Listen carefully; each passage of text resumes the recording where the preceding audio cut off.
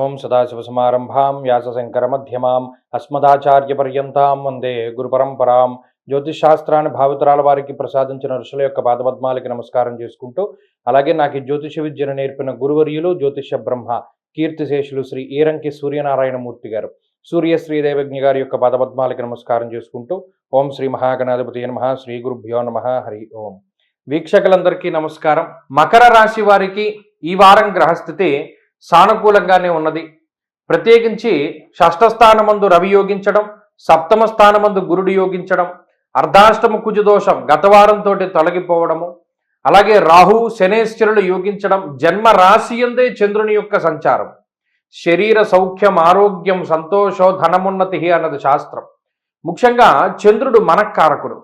ఆయన జన్మరాశి సంచారం చేస్తూ ఉన్నప్పుడు ఆయన యొక్క కోమలత్వము, ఆయన యొక్క మృదుత్వము, ఆయన యొక్క శీతలత్వము శరీరానికి తెలుస్తుంది.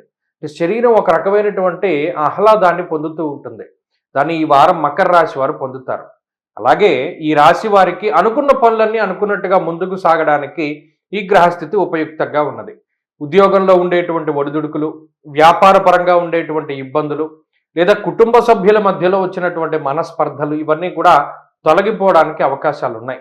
అటు భాగస్వామి వ్యాపారాలు కానీ, లేదా దూరత్ర విదేశాల్లో చేస్తూ ఉండేటువంటి ఉద్యోగ వ్యాపారాలు కానీ, ఇవన్నీ కూడా సానుకూలమైనటువంటి ఫలితాలను ఇవ్వబోతూ ఉన్నాయి. జీవిత భాగస్వామికి సంబంధించినటువంటి విషయాలు, సంతాన సంబంధమైనటువంటి విషయాలు చాలా అనుకూలంగా ఉన్నాయి. అలాగే ఆర్థికంగా బలోపేతం అవ్వడానికి ఈ వారం ఎక్కువ అవకాశాలు ఉన్నాయి మకర రాశి వారికి. అలాగే సంపాదనా మార్గాలు పెరగడానికి అవకాశం ఉంటుంది. ఉద్యోగంలో ప్రమోషన్లు, ఆశించినటువంటి చోటికి ట్రాన్స్ఫర్లు, లేదా ఏదైనా ఇన్కమ్ పెరిగేటువంటి సౌలభ్యం ఈ వారంలో ఎక్కువగా కనబడుతూ ఉన్నది.